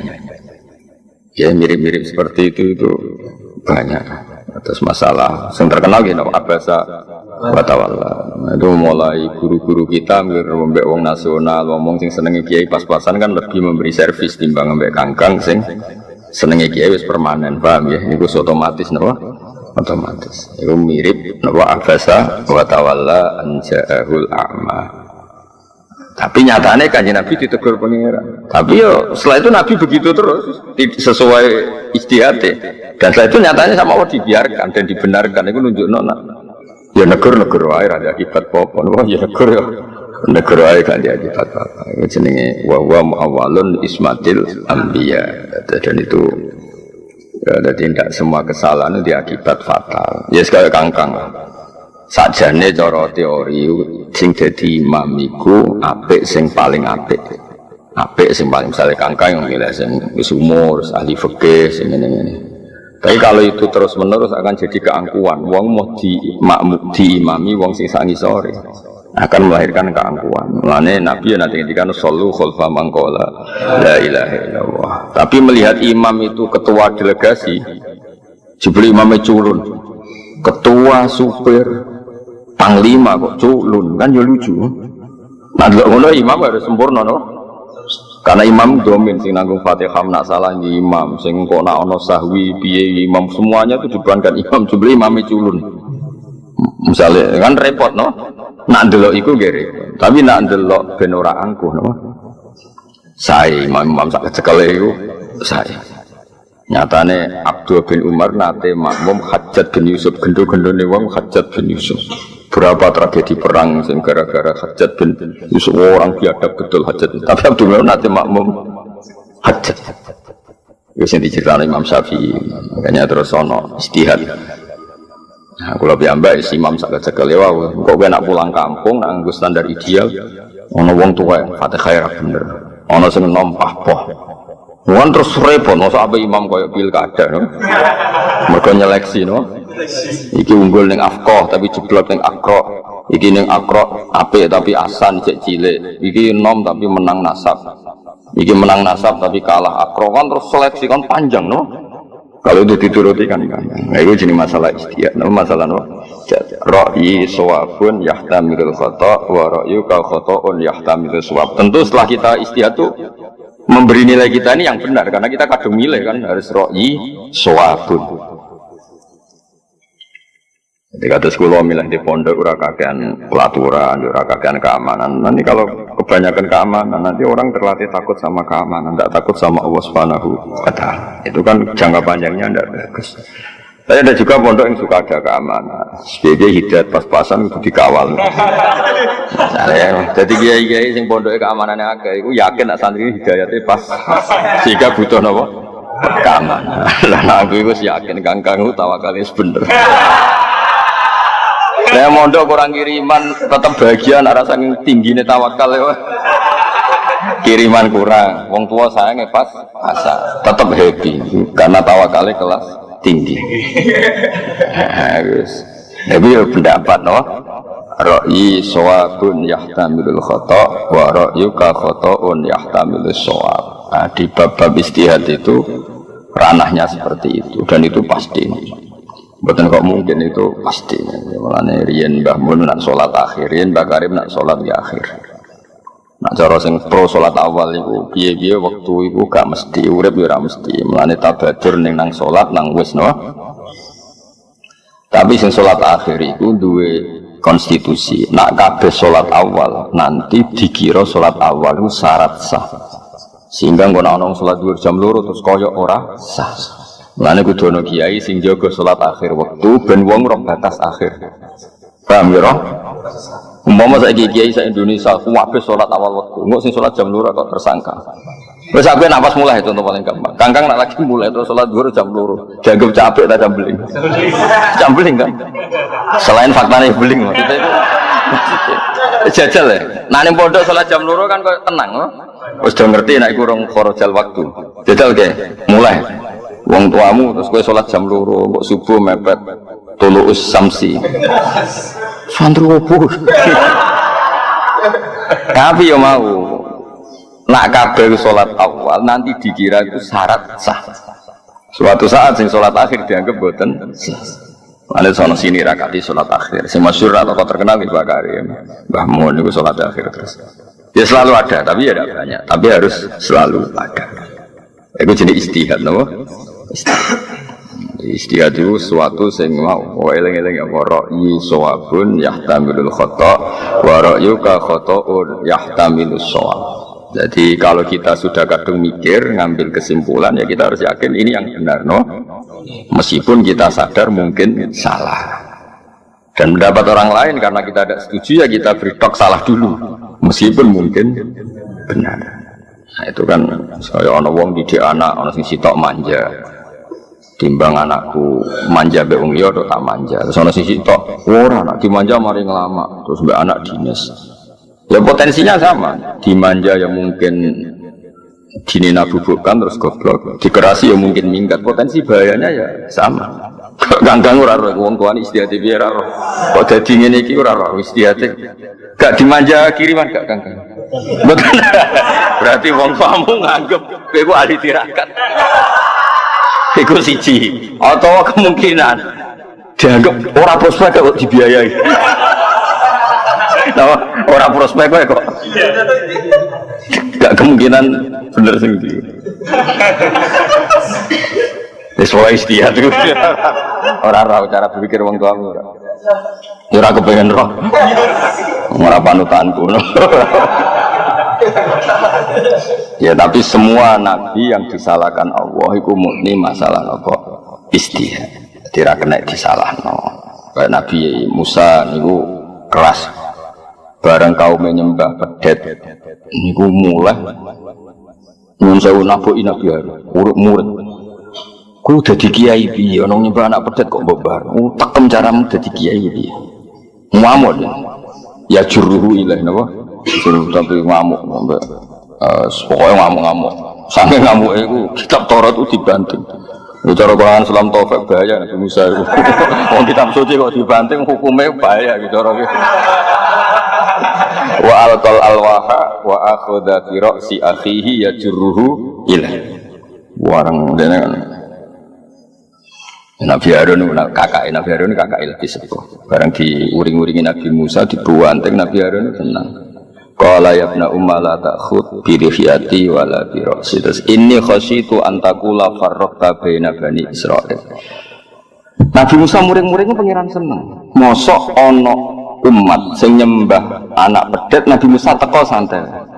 Teko ngerti umatnya sesat, misalnya nyundau cara kangkang tetap ngopi, terus tenang. Pangeran kan terus, ya Nabi Opo, orang kemungkaran kok tenang-tenangnya Nabi Opo kan ngono.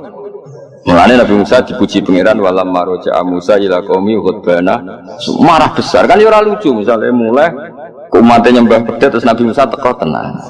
Dikabari ini nembedo nyembah pedet tenang, tetap ngopi, sarapan terus tenang. Kan ya lucu Nabi. Tapi bareng muring-muring nyalahno Nabi Harun, pangeran yo tersinggung yo nyalahno. Isam kok muring-muring. Wong sing ngongkon kowe uzlah 40 dina iku nganti do nyembah anak pedet kok tinggal uzlah.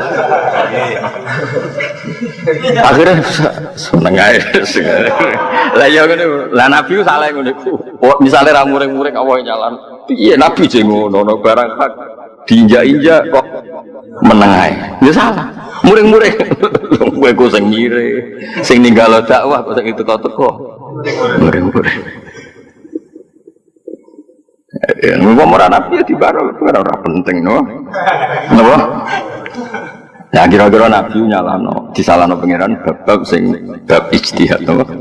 Jadi bab hasanatil abrar sayyiatul muqarrabin. Di semua, saya ulang lagi no. Di semua pilakune Nabi nak cara lahir dianggap salah niku muawwalun napa? Muawwal ditakwil mergo ismatil anbiya. Mergo kabeh nabi iku maksum. Ya maksum itu ya sudah masuk.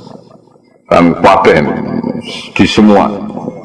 Kau Nabi Ibrahim nanti jalukno sepuro bapake, padahal bapake cara lahir itu kafir. Jadi salah nabi pengiran, wong kafir ibu jalukno sepuro. Tapi kok misalnya Nabi Ibrahim kok mangkat mbek bapake kok ajarane sapa? Wong kok ambek wong tuane kok ngono. Itu sing pengiran ngono. Pengiran obine ora ambek nabine iku. Ya sekarang kena dipantau ya faluma biasa. Pengiran ya terserah pengiran. Misalnya Nabi Ibrahim pertama wangkot mbek wong tuane kuras, disiplin mbek wong tuane misale cara lahir kafir itu salah no. Ajarane sapa wong tuane keras. Barang apian nemen-nemen nganti istighfar. Sing ngongkon sapa. Lah terus Nabi wis apa dawuhe mengkane wa ma adri ma yufalu bi wala bikum in atabu ila ma yuha ilai. Pada akhirnya itu hubungannya dengan Allah itu ubudiyah itu ya ubudiyah merasa tidak tahu, merasa tidak siapa-siapa, mau anut apa sing diperintah Allah Subhanahu wa taala. Itu sudah paham ya. Terus itu masalah-masalah istihad, masalah-masalah apa istihad. Mana Nabi sering diutus Allah kan ngendikan wa in adri la'allahu fitnatul lakum wa mata'un ilahin. Dunia sing terkait sosial itu aku roh. Bunti sing bener masalah sosial itu bukan masalah agama, masalah apa? Sosial. Kabeh iku fitnah, kabeh iku ujian. Tadi Nabi itu sangat dekat dengan keluarga. Wa anzir ashiratakal aqrabin. Tapi ketika terlalu dekat keluarga, problemnya Nabi itu milik semuanya. Karena Nabi itu milik kalfatal linnas. Mosok wong liya dipadakno keluarga, kok ya salah. Prioritasno keluarga kok ya salah. Wong Nabi ne wong akeh kok prioritasno keluarga. Tapi kok misalnya wong liya padha mbek keluarga, piye keluarga mbek wong liya kok padha. Ya wis akhire Nabi ya takoki Bilal ya di rumah, sing sanak-sanak Muawiyah ya di rumah. Wis. Kadang-kadang diprotes. Ngene lho. Ya nak dadi nabi ku nak ana acara iku keluarga kok ngarep. Wong liya kok guri. Ora oleh mbek pengiran. Tapi kok wong liya kok ngarep mesti ora oleh mbek pengiran. Iku sapa? Dadi itu pokoke pengiran ngono. Ya lek nek diterang pokoke ngono napa. Tapi itu tadi tidak ada salah yang fatal, ya. Tidak ada salah yang kabeh itu masalah ijtihad. Napa? Masalah ijtihad. Terus Nabi badhe nyolati Abdullah bin Ubay bin Salul. Nabi disalahno pangeran. Tapi barokah ijtihade Nabi itu dinut para wali ila yaumil qiyamah. Ada kan nyon sewu bocah-bocah sing mati oplosan, kiai-kiai do rawuh nyolati. Mergo ibuke dari majelis taklim, anake geng lah iku ibuke melok majelis ya ngregani ibuke, napa ngregani ibuke. Padha Nabi rawuh ning Abdul bin Ubay bin Salul ngregani anake. Paham ya? Niku temene sarah-sarah hadis, para syurahul hadis dan sampai wakila aslama bimaji ila Abdullah bin Ubay alfu baitin min qaum. Sampai gara-gara saine Nabi niku 1000 rumah niku Islam. Sing dhisik mantan wong munafik kabeh, genge Abdul bin Ubay. Dadi bareng Nabi rawuh kebangetan jen pemimpin kita. Wong kok wangkot sik ngono. Sing digedhingi wong kok apike ngono kok. Mergo rawuh napa? Rawuh. Jaga Nabi Abdul bin Ubay bangetan ketuane kita. Wong kok elek. Sing digedhingi wong kok apike ngono. Ya cara Nabi rawuh kan menjustifikasi mereka. Dan Muhammad pendendam. Kan panjang malah no. Mana kangkang, benar digedingi masyarakat ya tenang, santai, no, santai. Diusir mertua lagi masalah, kan masalahnya numpang, no, gedingi tonggo tenang kan gak sing mbok nggoni napa nak sing gedeng sing nggoni lah iku lagi masalah eling-eling napa wa ma'awalun di ismatil anbiya alaihi wassalatu bidalil iklan dalil al-aqli kang masuk akal al-qata kang memastikan al-qata kang mesti. Wow, kenapa ada dalil akli yang pasti bahwa Nabi nggak boleh salah? Karena kita semua disuruh ikut Nabi. Ya, kita semua disuruh ikut Nabi. Kalau Nabi salah, berarti kita disuruh ikut salah. Padahal nggak mungkin Allah memerintahkan kesalahan. Paham? Ya, logikanya jadi kita semua diutus ikut Nabi.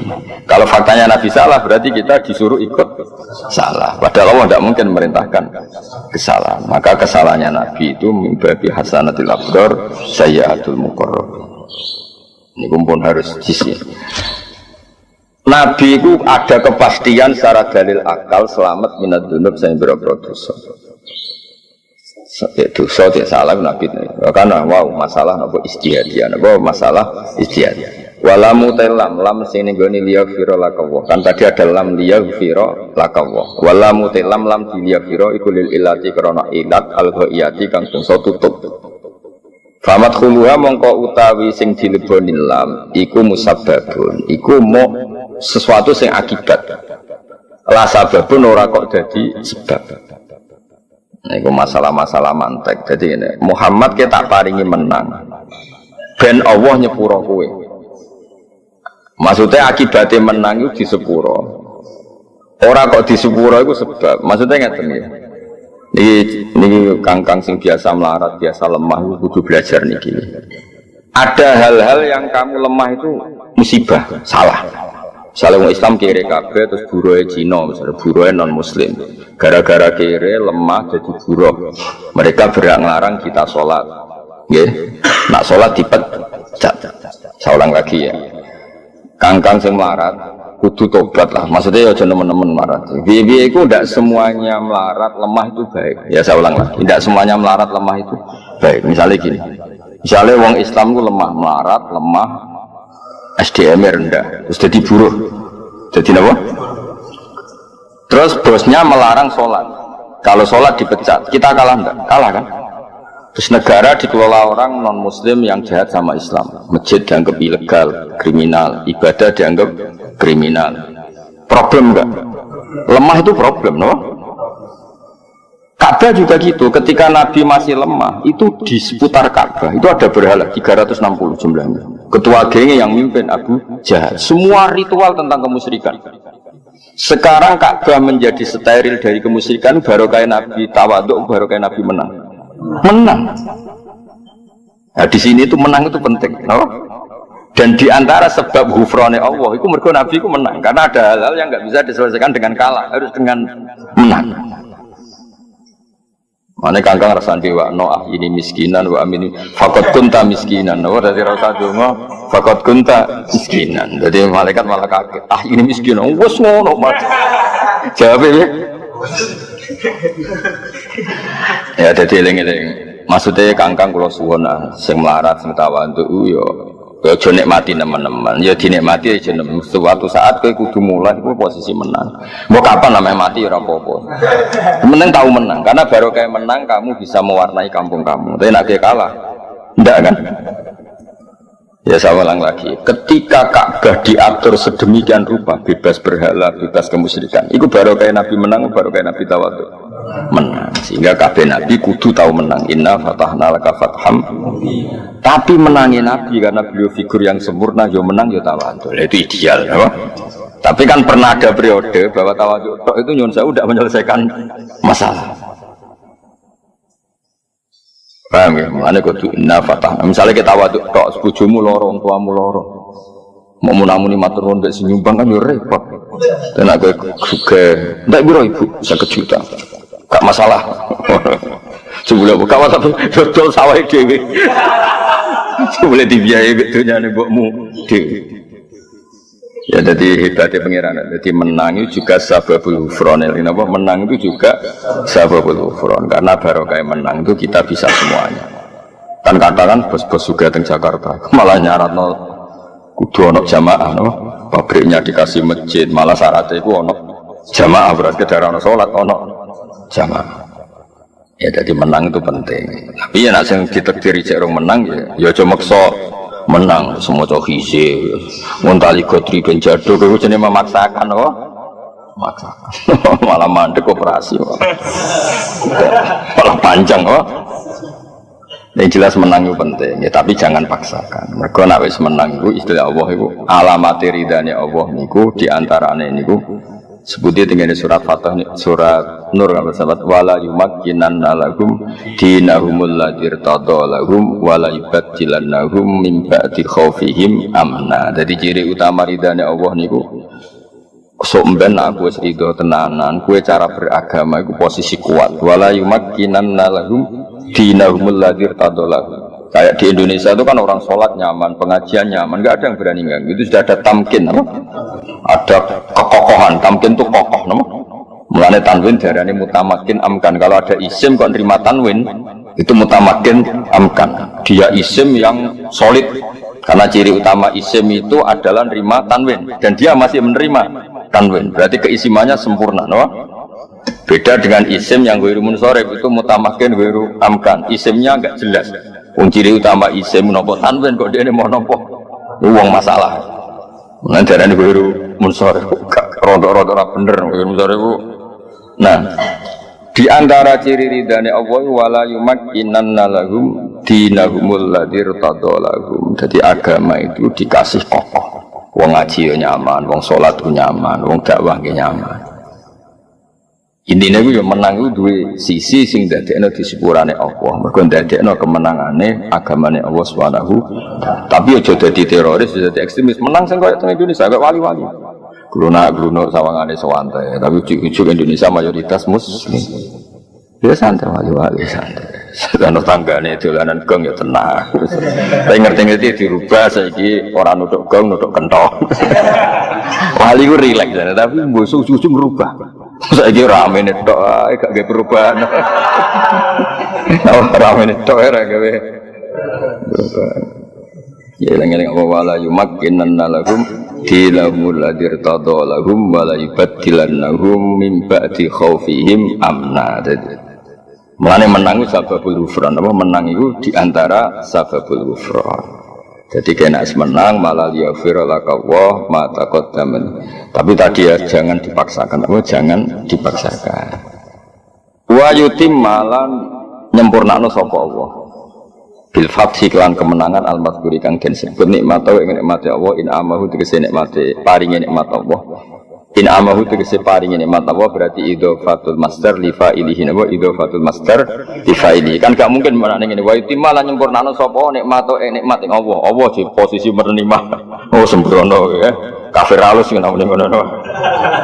Lah ya masa Allah posisi al-mun'am sing diparingi nikmat. Tentu Allah al-mun'im napa? Berarti apa? Nikmatahu ing nikmate Allah. Berarti Allah posisi fa'il. Mulane digenti in amahu napa? Oleh paring nikmat Allah. Imam Suyuti sange ra percaya niku kowe. Mergo nek nikmat tahu kuwatire nikmate Allah, mosok apa entuk nikmat. Terus digenti napa? In amahu. Allah nyempurnakno paringe nikmat ning alika ing atase sira. Wa dialan nunjukna sapa wa ka ing sira bihi kelawan iki la fathu kemenangan mriki. Siratan ing dalan, tarikan tegese dalan mustaqiman kang jejeg. Ya iya kan gara-gara Nabi menang kan bisa bikin aturan. Sekarang yang tawaf nggak boleh telanjang. Dulu Abu Jahal CS dia aturan, sing tawaf itu kudu telanjang. Kacau semua sistem kacau. Yang menjadi tidak kacau karena Nabi itu menang. Karena Nabi menang bisa bikin aturan, loh. Nah, bisa bikin aturan, bisa ngatur baru kayak menang, baru kayak tawaf. Menang. Harus menang-menangan. Ya kayak gue lah misalnya kayak kumpul mertua menang, duit wekmu, mobil wekmu, wapo wekmu, kan iso ngatur. Bar maghrib deres. Ibu-ibumu sing geng motor kon deres. Tapi nak gue motor nyileh. Jadi kayak pengajian ngenteni ibumu gak nggo motore nggo. Apa pengajian ngenteni bar ibumu reng teko. Gak sudah pengajian kan. Wong nyileh, no? Wong loro-loro, no? Tapi nak sing menang ning omah iku bar maghrib ora oleh nyetel TV. Deres. Ojo, keren kan, no? Geng motor rubah geng pengajian. Keren ah. Ibemu wedi mungkin kono bensin gue, motor wekmu, uang jalan ya gue. Tapi nak gue sing numpang. Ribet kan? Jadi kalah yo repot. Noah, jadi sing iso nggawe barokah aturan iku menang. Iso wayah diagabihi siratan etongikon mustaqiman. Ai sabitu kadir sing ngukuhna sapa wa kang sira alaihi ala sirat al mustaqim. Alaihi ing atase siratal mustaqimah utawa alaihi ala siratil mustaqim. Wa wada siratal mustaqim iku dinul Islam iku agama Islam. Ya tapi saya ulang lagi dia menang ojo dipaksakan. Tapi kena apa nabi ku kok kudu tahu menang supaya iso ngatur dunia napa. Tapi nak kalah terus kan mboten saged ngatur. Mulane kabeh nabi ya tahu kalah tapi akhirnya mesti menang. Wa nuridu an namunna 'alal ladzina sutifu fil ardi wa naj'alahum a'immah. Jadi orang-orang yang pernah dilemahkan itu suatu saat tetap wa naj'alahum a'immah, tetap suatu saat tak dadekno pemimpin. Mergo barokah wong saleh mimpin iku aturan sesuai sing dikersakno Allah Subhanahu. Itu Indonesia. Setiap alun-alun mesti ono masjid, masjidnya nggih bersih, paham nggih, jamaah nggih tertib. Iku barokah menang. Napa barokah? Mbok menang lewat mayoritas, mbok lewat apa, pokoknya menang.